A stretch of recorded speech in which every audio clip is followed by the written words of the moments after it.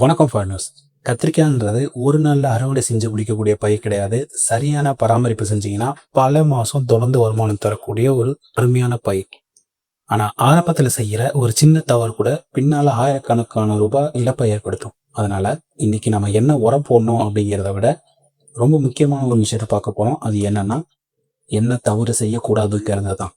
ஏன்னா சில நேரங்களில் சரியான மருந்தை விட தவறை தவிர்ப்பதே அதிக மகசூலை கொடுக்குற விஷயமா இருக்கும்.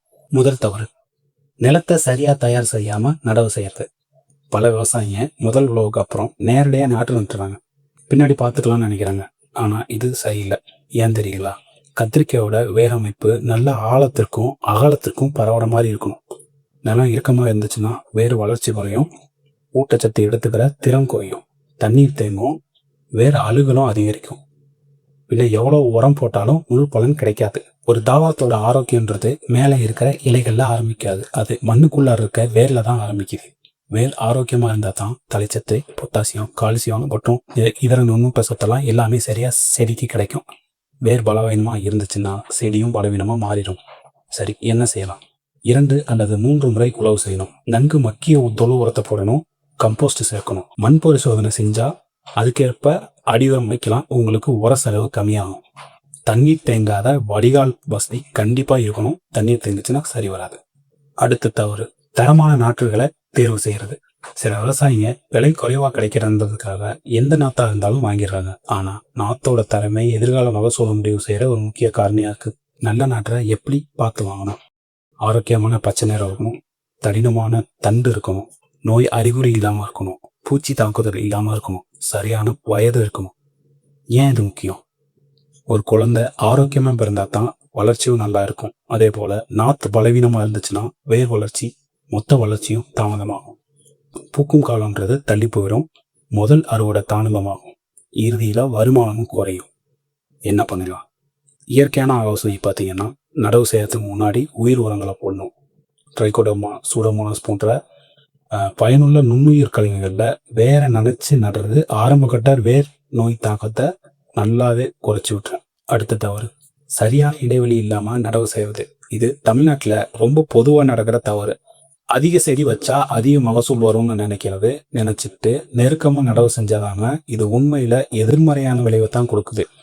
ஏன்னா செடிகளுக்கு இடையில காத்தோட்டம் குறைஞ்சிரும். இதனால ஈரப்பதம் அதிகமாகும், பூஞ்சை நோய்கள் வேகமா பரவும், இலைகள் நீண்ட நேரம் ஈரமா இருக்கும், மருந்து தெளிச்சாலும் உள்ளே செல்றது ரொம்ப கஷ்டமா இருக்கும்.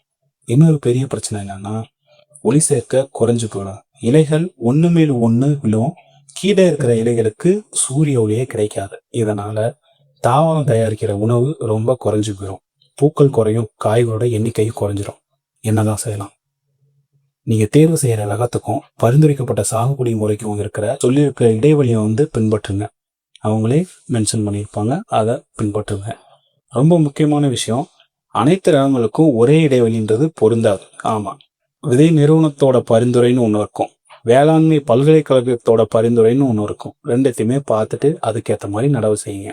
அடுத்த தவறு, நீர் மேலாண்மையில் செய்யற தவறு. ஒரு நாள் தண்ணியே விடாம அடுத்த நாள் அதிகமா தண்ணி விடுறது, இல்லைன்னா மண் ஈரமா இருக்கும்போதே மீண்டும் மீண்டும் பாசனம் செய்யறது. இது ரொம்ப ஆபத்தான பழக்கம். கத்திரிக்காயோட வேருக்கு தண்ணீர் மட்டும் இல்ல, ஆக்சிஜனும் தேவை. மண் எப்பவுமே தண்ணீரால நிரம்பி இருந்துச்சுன்னா வேர் பிடிக்க வேண்டிய காத்தோட்டமும் குறையும். இதனால வேர் செயல்பாடு குறையும், ஊட்டச்சத்து உறிஞ்சிறது பாதிக்கப்படும், வளர்ச்சி மந்தமாயிரும். சில நேரங்கள்ல வேரல்கள் மாதிரியான நோய்களுக்கும் வாய்ப்பு இருக்கு. இன்னொரு பக்கம் பார்த்தீங்கன்னா, நீண்ட நேரம் வறட்சியா வச்சுட்டு அதிக தண்ணீர் விட்டா செடிக்கு அதிக அழுத்தம் உண்டாயிடும். அதிக அழுத்தம்னா ஸ்ட்ரெஸ்ன்னு சொல்றது. இது பூ உதிர்வு, அப்புறம் சின்ன சின்ன காயெல்லாம் உதிர்வதுக்கு ஒரு பெரிய காரணமாய் போயிடும். சரியான நடைமுறையை பார்த்தீங்கன்னா, மண்ணோட ஈரப்பதத்தை பார்த்து பாசனம் பண்ணுங்க. சொட்டு நீர் பாசனம் இருந்துச்சுன்னா நீரும் உரமும் சிக்கனமும் பயன்படுத்தலாம். மண்ணை மூடுற அந்த மல்ச்சிங் முறையை பயன்படுத்துங்க, மூடாக்குன்னு சொல்லுவாங்கல்ல அது. இதனால ஈரப்பதம் நீண்ட நேரம் தங்க உதவும், களைகளும் கட்டுப்படுத்தலாம். ஆக்சுவலாக பார்த்தீங்கன்னா, இது வரைக்கும் பார்த்த 4 தப்பு தோட்டங்களில் ஆரம்பத்திலே மகசூலை பாதிக்கிற ரொம்ப முக்கியமான காரணிகளாக இருக்கு. இருந்தாலும் இன்னும் ஆபத்தான தவறுகள் இனிமே தான் ஆரம்பிக்கும். குறிப்பாக சொல்லணும்னா, உர மேலாண்மையில் செய்கிற தவறு, ஒரே மருந்தை மீண்டும் மீண்டும் அடிக்கிறது, பூச்சி வர்றதுக்கு முன்பே அதிக மருந்து அடிக்கிறது, இயற்கை எதிரிகளை அழிச்சிடுறது, காய் அப்புறம் தண்டு துளைப்பான சரியா கட்டுப்படுத்தாம விட்டுறது. இது ஒரு ஏக்கருக்குன்னா ஆயிரக்கணக்கான ரூபாய் இழப்பை ஏற்படுத்திக்கணும், பார்த்துக்கிடுங்க. மண் பரிசோதனை செய்யாம ஒரு ஊகமா உரம் போடுறது. பல விவசாயிகள்கிட்ட நான் கேட்குற முதல் கேள்வி, இந்த நிலத்திற்கு மண் பரிசோதனை செஞ்சீங்களா இல்லையா? அதை தான். பெரும்பாலும் என்ன நமக்கு பதில் கிடைக்கும்னா, பெரும்பாலும் இல்லை, 99% என்ன கிடைக்கும்னா, இல்லைங்க, எல்லாரும் போடுற மாதிரி நாங்களும் போட்டோம். இது ரொம்ப பெரிய தப்பு. ஏன்னா ஒவ்வொரு நிலமும் ஒரே மாதிரி இருக்காது. ஒரு நிலத்துல பொட்டாசியம் குறைவாக இருக்கலாம், இன்னொரு நிலத்துல தலைச்சத்து குறைவாக இருக்கலாம், வேறொரு நிலத்துல நுண்ணூட்டச்சத்து குறைவாக இருக்கலாம். ஆனால் எல்லா நிலத்திற்கும் ஒரே மாதிரி உரம் போட்டால் என்ன ஆகும்? தேவையில்லாத செலவு. அது இப்போ உரம் வைக்கிற வேலையில் ரொம்ப தேவையில்லாத செலவு. தேவையான சத்து கிடைக்காத செடி இறுதியில் குறைஞ்ச மகசூலுக்கு காரணமாகி போயிடும், பார்த்துடுங்க. ஆவரத்துக்கு தேவையான சத்து சரியான அளவில் கிடைக்கிறப்ப தான் வேறு நல்லா வளரும், பூ அதிகரிக்கும், காய் நல்லா பிடிக்கும், தரமும் அதிகமாகும். ஒரு சத்து அதிகமாகவும் இன்னொன்று குறைவாகவும் இருந்துச்சுன்னா கண்டிப்பாக வளர்ச்சி பாதிக்கப்படும். அதனால தான் பேலன்ஸ்டு நியூட்ரிஷன்றது ரொம்ப ரொம்ப முக்கியம். சரி, என்னதான் செய்யலாம்? சாகுபடிக்கு முன்னாடி மண் பரிசோதனை செய்யுங்க, கட்டாயம் செய்யுங்க, ஒரு முறையும் செய்யுங்க. அதன் அடிப்படையில் அடி உரம் அப்புறம் மேல் உரத்தை பிளான் பண்ணிக்கிங்க. நைட்ரஜனை ஒரே தடவையில் போடாமல் பிரித்து கொடுக்கறது பல நேரங்களில் யூஸ்ஃபுல்லாக இருக்கும். கால்சியம், போரான், மக்னீசியம் போன்ற அந்த செகண்டரி நியூட்ரியன்ஸ், இரண்டாம் நிலை சத்துக்கள் அப்புறம் நுண்ணூட்ட சத்துக்களையும் தேவைக்கேற்ப போடுங்க. உங்ககிட்ட ஒரு முக்கியமான விஷயத்த சொல்ல மறந்துட்டேன். இதுதான் என்னோட வாட்ஸ்அப் நம்பர். உங்களுக்கு என்ன சந்தேகம் இருந்தாலும் முதல்ல கமெண்ட் பாக்ஸில் அதை சொல்லுங்கள். சப்போஸ் அதில் ஆன்சர் கிடைக்கலன்னா வாட்ஸ்அப் டைரெக்டாக எங்களுக்கு பண்ணுங்க.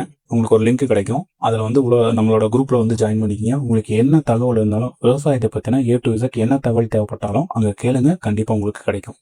இன்னும் சில முக்கியமான தவறுகள்லாம் விவசாயிகள் தொடர்ந்து பண்ணிட்டு வராங்க. ஒருவேளை நீங்களும் அதில் ஒருத்தராக இருக்கலாம். அதனால் அடுத்த வீடியோவில் மீதி இருக்க எல்லா தவறையும் நம்ம கவர் பண்ணிடலாம். இந்த வீடியோவை இவ்வளோ தூரம் பார்த்ததுக்கு நன்றி. நம்ம சேனலை சப்ஸ்கிரைப் பண்ணி வச்சுருங்க. அடுத்த வீடியோவை சந்திப்போம்.